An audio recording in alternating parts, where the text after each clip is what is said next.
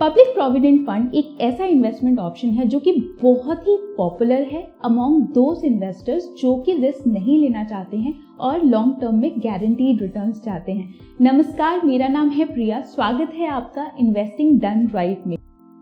For latest update, please subscribe my channel and click on the bell icon. आपको public provident fund में account कब खुलवाना चाहते हैं? अगर आप एक ऐसे टाइप के इन्वेस्टर्स हैं जो कि लॉन्ग टर्म के लिए सेविंग करना चाहते हैं, आप रिस्क नहीं लेना चाहते हैं, आप गारंटीड रिटर्न्स चाहते हैं, इसके अलावा आप अपने पोर्टफोलियो को डाइवर्सिफाई करना चाहते हैं, आप ऑलरेडी एक ऐसी जगह पे इन्वेस्ट कर चुके हैं जहाँ पे रिस्क है, अब उन जगहों पे भी आप इन्वेस्ट करना चाहते हैं जहां पर आपको गारंटीड रिटर्न्स मिल जाए, आपके प्रिंसिपल को सिक्योरिटी मिल जाए, तो उस केस में आप पब्लिक प्रोविडेंट फंड अकाउंट खुलवा सकते हैं क्योंकि ये इन्वेस्टमेंट ऑप्शन बहुत ही सेफ है। इस इन्वेस्टमेंट ऑप्शन के दो मेजर बेनिफिट्स होते हैं। फर्स्ट मेजर बेनिफिट है कि ये ट्रिपल ई की कैटेगरी में आता है। ट्रिपल ई का मतलब होता है exempt, exempt, exempt. First exemption जो मिलता है वो प्रिंसिपल अमाउंट पे मिलता है। पीपीएफ के केस में आपको 1.5 लाख तक के अमाउंट पर कोई टैक्स नहीं पे करना पड़ता है। यहाँ पे 80C के अंडर में आपको डिडक्शंस मिल जाते हैं। इसके अलावा सेकंड एग्जेम्पशन इंटरेस्ट पे मिलता है। एक फाइनेंशियल ईयर में आपने जितना प्रिंसिपल इन्वेस्ट किया उस पे जो इंटरेस्ट एक्यूमुलेट होगा उस पर कोई टैक्स नहीं पे करना पड़ेगा आपको। थर्ड एग्जेम्पशन जो मिलता है वो मैच्योरिटी अमाउंट पे मिलता है। मैच्योरिटी होने पे जो आपको रिटर्न मिलेगा वो भी बिल्कुल टैक्स फ्री होता है, तो ये इसका ट्रिपल ई बेनिफिट हो जाता है। इसके अलावा अगर आप फिक्स डिपॉजिट में इन्वेस्ट करते हैं और उनसे बेटर रिटर्न चाहते हैं तो आप पीपीएफ में इन्वेस्ट कर सकते हैं क्योंकि यहाँ पर कंपेयर टू एफडी आपको बेटर रिटर्न्स मिल जाते हैं। अगर इसकी एलिजिबिलिटी की बात करें, अगर आप इंडियन नेशनल सिटीजन हैं तो उस केस में आप पीपीएफ अकाउंट खुलवा सकते हैं। NRIs, non resident Indians PPF account नहीं खुलवा सकते हैं। पीपीएफ के केस में आप जॉइंट अकाउंट नहीं खुलवा सकते हैं, लेकिन माइनर के केस में यहाँ पर एग्जेम्पशन मिल जाता है। अगर आप माइनर के फादर, मदर या लीगल गार्जियन हैं तो उनके साथ में आप एक जॉइंट अकाउंट खुलवा सकते हैं। पीपीएफ के केस में आप केवल एक ही अकाउंट खुलवा सकते हैं, आप मल्टीपल बैंक्स में मल्टीपल अकाउंट्स नहीं खुलवा सकते हैं। हाउ टू डिपॉजिट, यहाँ पे मिनिमम और मैक्सिमम डिपॉजिट में कैपिंग होती है।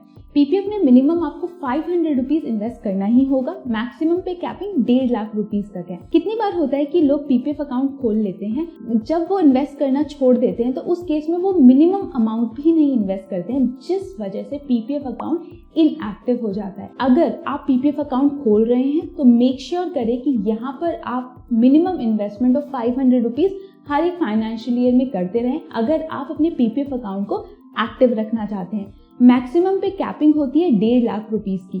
यहाँ पर अगर आप 1.5 लाख से ऊपर इन्वेस्ट करते हैं तो उस पे आपको कोई इंटरेस्ट नहीं मिलेगा। इसलिए अगर आपको 1.5 लाख रुपीस से ऊपर इन्वेस्ट करना है, ज्यादा इन्वेस्ट करना है, तो आप किसी और इन्वेस्टमेंट स्कीम में इन्वेस्ट कर सकते हैं। चाहे आप सिंगल अकाउंट खोलें या जॉइंट अकाउंट खोलें माइनर के साथ में, उस केस में भी आपको कोई इंटरेस्ट नहीं मिलेगा अबव 1.5 लाख रुपीज। यहाँ पर आप इंस्टॉलमेंट्स में पे कर सकते हैं, मंथली, क्वार्टरली, ईयरली बेसिस पे। मैक्सिमम 12 इंस्टॉलमेंट्स आप पे कर सकते हैं। अमाउंट आप कैसे पे कर सकते हैं? By cheque, by DD, by cash और ऑनलाइन ट्रांसफर भी आप कर सकते हैं। मैच्योरिटी की बात कर लेते हैं तो यहाँ पर लॉक इन पीरियड 15 ईयर्स का होता है जो कि एक्सटेंडेबल होता है इन ब्लॉक्स ऑफ 5 ईयर्स। मान लीजिए आपने 15 ईयर्स तक इन्वेस्ट कर दिया, आपका मैच्योरिटी कंप्लीट हो चुका है, उसके बाद भी अगर आप एक्सटेंड करवाना चाहते हैं और यहाँ पे इंटरेस्ट उठाना चाहते हैं तो उस केस में आप 15 ईयर्स के बाद में ब्लॉक ऑफ 5 ईयर्स इसको एक्सटेंड करवा सकते हैं और आप कितनी बार भी करवा सकते हैं। जिस भी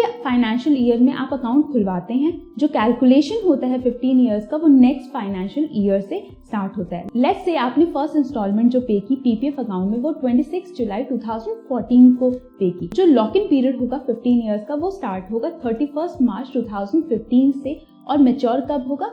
1 अप्रैल 2030 में जाकर, विच इज आफ्टर 15 ईयर्स आपका अकाउंट मैच्योर हो जाएगा। अब इंटरेस्ट की बात कर लेते हैं। यहाँ पे जो इंटरेस्ट होता है वो क्वार्टरली बेसिस पे चेंज होता है। करंट रेट ऑफ इंटरेस्ट 7.1% का चल रहा है। यहाँ पे मंथली कंपाउंडिंग होती है। जो इंटरेस्ट कैलकुलेट होता है वो 5th से 30th ऑफ द मंथ में जो भी अमाउंट मिनिमम होगा उस पे आपको इंटरेस्ट मिलता है। इसीलिए रिकमेंड किया जाता है कि अगर आप पीपीएफ में इन्वेस्ट कर रहे हैं तो किसी भी मंथ के 1st से 5th के बीच में इन्वेस्ट करें, ताकि वो जो इन्वेस्टेड अमाउंट है वो इंटरेस्ट के कैलकुलेशन में आ जाए और आपको वहाँ पे बेनिफिट मिल जाए। अगर आप लमसम इन्वेस्ट कर रहे हैं तो उस केस में भी ध्यान रखिए कि 1st से 5th के बीच में ही इन्वेस्ट करें, क्योंकि अगर आप 5th के बाद इन्वेस्ट करेंगे, क्योंकि मिनिमम अमाउंट पर इंटरेस्ट क्रेडिट होता है, लमसम इन्वेस्ट किया है उस पे आपको इंटरेस्ट नहीं मिलेगा, तो आपको यहाँ पे नुकसान हो जाएगा। इस वजह से मेक श्योर करें जब भी आप पीपीएफ में इन्वेस्ट कर रहे हैं तो 1st and 5th of the month के बीच में ही इन्वेस्ट करें। इसके बारे में डिटेल में चर्चा करेंगे अपने next part of PPF account वाले वीडियो में। तो कंक्लूजन यही हो जाता है, ये सारे बेनिफिट्स मिल जाते हैं आपको पीपीएफ अकाउंट खुलवाने पे। अगर आप लॉन्ग टर्म इन्वेस्टमेंट करना चाहते हैं, आप रिस्क नहीं लेना चाहते हैं, आप बच्चों के एजुकेशन के लिए सेविंग करना चाहते हैं, रिटायरमेंट के लिए सेविंग करना चाहते हैं, बच्चों की शादी के लिए सेव करना चाहते हैं, तो पीपीएफ एक अच्छा इन्वेस्टमेंट स्कीम हो सकता है। आप यहाँ पर उन गोल्स के लिए इन्वेस्ट करें जहाँ पर आप जो इन्वेस्ट कर रहे हैं उस पर कोई रिस्क नहीं लेना चाहते हैं, तो उस केस में पीपीएफ एक बहुत ही अच्छा इन्वेस्टमेंट स्कीम हो सकता है। आशा करती हूँ ये वीडियो हेल्पफुल लगा होगा आपको। अगर आपके कोई भी सुझाव हो तो वो आप कमेंट बॉक्स में डालकर मुझे बता सकते हैं। मैं मिलती हूँ आपको अपने नेक्स्ट वीडियो। सब्सक्राइब करना ना भूलें, क्योंकि मैं हर वीक पर्सनल फाइनेंस पे वीडियोस बनाती हूँ। अगर आप सब्सक्राइब करेंगे तो आपको लेटेस्ट वीडियोस के नोटिफिकेशन आते रहेंगे।